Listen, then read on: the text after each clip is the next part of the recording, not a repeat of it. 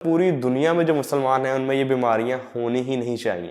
तो ये बीमारियां क्यों होती हैं? अगर हम साइंस की बात करें तो साइंसी तौर के ऊपर रोजे रखने के बहुत सारे फायदे हैं। वो लोग जिनको कैंसर का रिस्क है या कैंसर हो चुका है, रोजा रखने से उनकी जिस्म के अंदर मौजूद वो सारे सेल जो कैंसर कॉज करते हैं, आपका जिस्म उन्हें इनगल्फ कर लेता है, यानी कि खा लेता है। हम लोग क्या करते हैं, अफ्तारी में सबसे पहले जाम शीरी का गिलास पीते हैं, फिर हम नींबू पानी पीते हैं, फिर जूस पीते हैं। अफ्तारी होती है, रोजा अफ्तार करने के बाद सबसे पहला पकौड़े खाते हैं, समोसे खाते हैं, तले हुए नान खाते हैं, फ्राइज खाते हैं। हम लोग एक्सपेक्ट जो करते हैं कि at the end of the Ramzan हमारा वेट कम हुआ होगा, लेकिन वो उल्टा वेट हमारा ज्यादा हो जाता है। हम लोग क्या करते हैं, अभी यहाँ पे अजान होने वाली होती है, हमारे मुंह को चाय का कप लगा होता है, जैसे अजान हो रही होती है, खत्म होती है, हम चाय का कप रख देते हैं।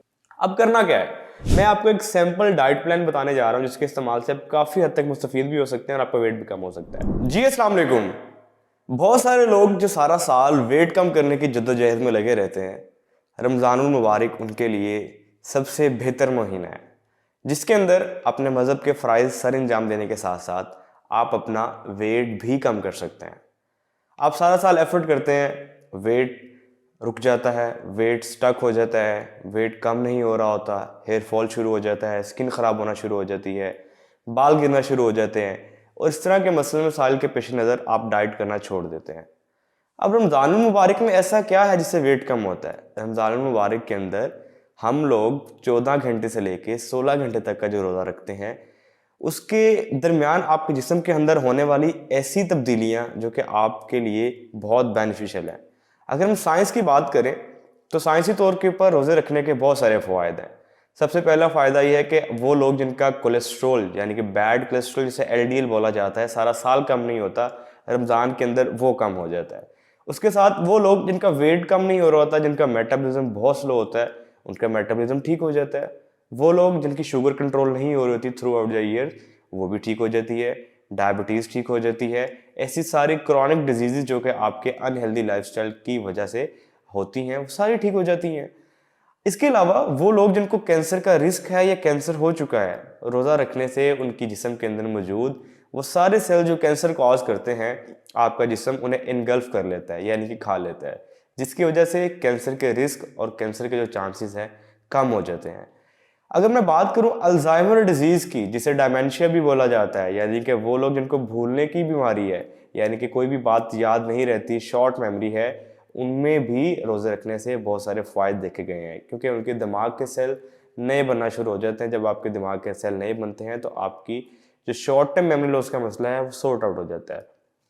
उसके साथ साथ मुसलमानों के ऊपर रोज़े तो इसलिए फ़र्ज़ किए गए हैं ताकि हमें भूख का एहसास हो, लेकिन मेडिकली तौर के ऊपर ये जो मैंने आपको फ़वाद बताए हैं, ये साइंटिफिकली अप्रूव्ड हैं विद रिसर्च और with proper fact and figure. लेकिन अगर हम बात करें कि पूरे पाकिस्तान में या पूरी दुनिया में रमज़ान में लोग रोज़े रखते हैं, मुसलमान रोज़े रखते हैं, जो मैंने आपको फ़वाद बताए हैं, जिसमें शुगर ना होना, मोटापा ना होना, कोलेस्ट्रॉल ना होना, जो मैंने फ़वाद बताए हैं, इसके पेश नज़र तो पूरी दुनिया में जो मुसलमान हैं उनमें ये बीमारियां होनी ही नहीं चाहिए। तो ये बीमारियां क्यों होती हैं? बीमारियां इसलिए होती हैं कि हम सहरी और इफ्तारी के अंदर ऐसी चीज़ों का इस्तेमाल करते हैं जिसकी वजह से हम इन मुफाद से मुस्तफ़ीद ही नहीं हो पाते। यानी कि साइंस कहती है कि रोज़ा रखने से आपकी बॉडी डिटॉक्सिफाई होती है। डिटॉक्सिफिकेशन का मतलब क्या होता है कि आपके जिस्म में से जितने भी टॉक्सिन हैं, जितने भी ऐसे मादे जो आपकी सेहत को, आपकी जिस्म को ख़राब कर रहे हैं, आपकी बॉडी उसको जिस्म से बाहर निकाल देती है। अब आप डिटॉक्सिफिकेशन के अमल को कैसे रोकते हैं? आप सहरी और इफ्तारी के अंदर ऐसी खुराक का इस्तेमाल करते हैं जिसके साथ आपके जिस्म के अंदर टॉक्सिन्स जाते हैं, और बजाय इसके कि आपकी डिटॉक्सिफिकेशन का अमल सही तरीके से हो, वो स्टॉप हो जाता है या ख़त्म हो जाता है। फिर आप लोग क्या करते हैं, अब साइंस कहती है कि मेडिकली आपका जो शुगर लेवल है वो मेंटेन हो जाता है। हम लोग क्या करते हैं, इफ्तारी में सबसे पहले जाम शीरी का गिलास पीते हैं, फिर हम नींबू पानी पीते हैं, फिर जूस पीते हैं। इस चक्कर में आपका शुगर लेवल कैसे मेंटेन होगा? साइंस कहती है कि आपका कोलेस्ट्रॉल अगर सारा साल कम नहीं होता, रमज़ान के रोज़े रखने से आपका कोलेस्ट्रॉल कम हो जाएगा। अफ्तारी होती है, रोज़ा अफ्तार करने के बाद सबसे पहला आप क्या काम करते हैं? पकोड़े खाते हैं, समोसे खाते हैं, तले हुए नान खाते हैं, फ्राइज़ खाते हैं। इस चक्कर में कोलेस्ट्रॉल कैसे कम होगा? तो साइंस ने जो हमें फ़वाद बताए हैं, एग्जैक्टली उससे मुस्तफ़ीद होने के लिए आपको साइंस के मुताबिक खाना होगा। साइंस के मुताबिक खाने से मुराद बैलेंस डाइट खानी होगी, ऐसी खुराक खानी होगी जिसके इस्तेमाल से जो साइंस ने आपको फ़वाद बताए हैं, आप उससे अच्छे तरीके से मुस्तफ़ीद हों। अब इसमें एक चीज़ जो है वो मसला ये है, हम पाकिस्तानियों के अंदर हम लोग सहरी ये सोच समझ के करते हैं कि हमने सारा दिन भूखे रहना है। सारा दिन भूखे रहने के लिए हम जितना हम खा सकते हैं, जितना स्टोर कर सकते हैं, हम खाते रहते हैं। और इफ्तारी हम ये सोच समझ के करते हैं कि हम सारा दिन भूखे रहे हैं। अब सारा दिन भूखे रहे हैं तो इसलिए हमने एक दफ़ा ही खाना खाना, तो टिका के खाना खा लें, क्योंकि सहरी तक हमने कुछ नहीं खाना, इफ्तारी में पेट भर लें। तो इस चक्कर में हम लोग एक्सपेक्ट जो करते हैं कि at the end of the Ramzan हमारा वेट कम हुआ होगा, लेकिन वो उल्टा वेट हमारा ज़्यादा हो जाता है। क्यों? क्योंकि हमारे पास ओवरऑल कैलोरीज की ना तो हिस्ट्री होती है, ना हमारे पास चेक एंड बैलेंस होता है। इस चक्कर में हमारा वेट ज़्यादा हो जाता है और हमारी छोटी ईद के ऊपर में कॉम्प्लीमेंट मिलते हैं कि यार तुम्हारा वेट ज़्यादा हो गया है, तुमने रमज़ान के रोज़े नहीं रखे, तुमने रमज़ान के अंदर लगता है समोसे पूड़े ज़्यादा खाए हैं।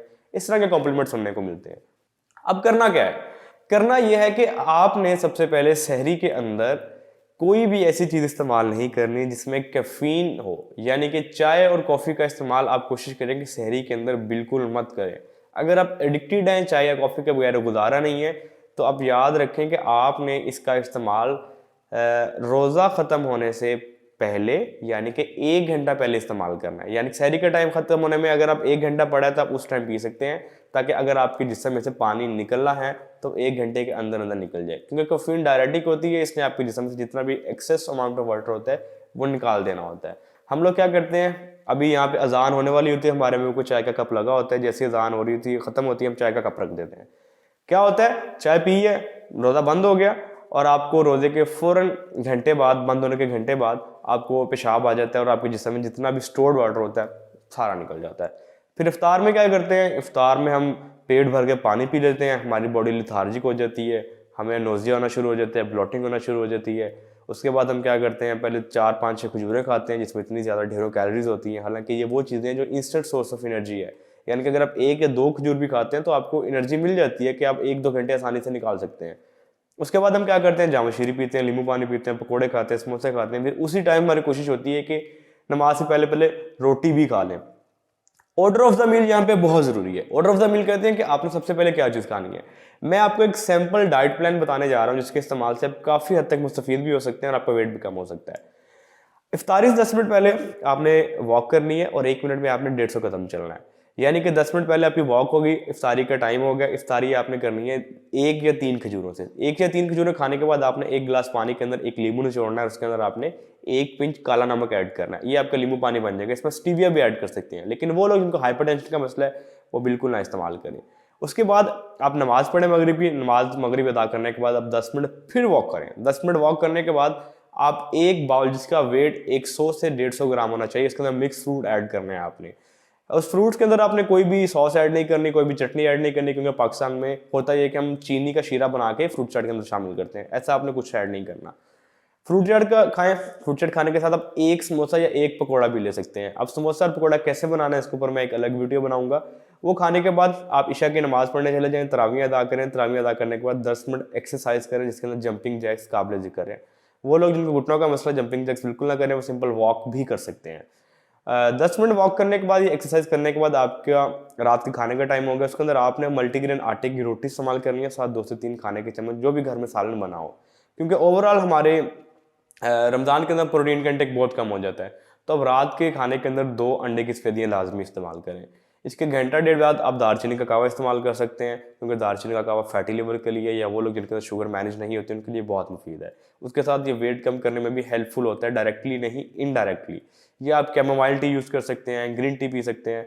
कोशिश करें कैफीन जो भी कंटेनिंग चीज़ है जैसे कि चाय और कॉफ़ी है, सोने से पहले उसका इस्तेमाल मत करें, क्योंकि कैफीन ने आपके जिस्म में से पानी निकालना है। जब आप सोने से पहले पिएंगे और सो जाएंगे, फिर आपको पेशाब करने के लिए उठना पड़ेगा और आपकी नींद डिस्टर्ब होगी। और सबसे बड़ा मसला रमज़ान के अंदर हमारी नींद की मैनेजमेंट का होता है कि नींद पूरी नहीं हो रही होती।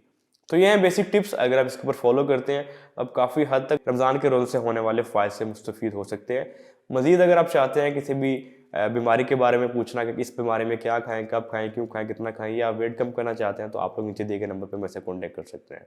अपना ख्याल रखिएगा, बहुत शुक्रिया।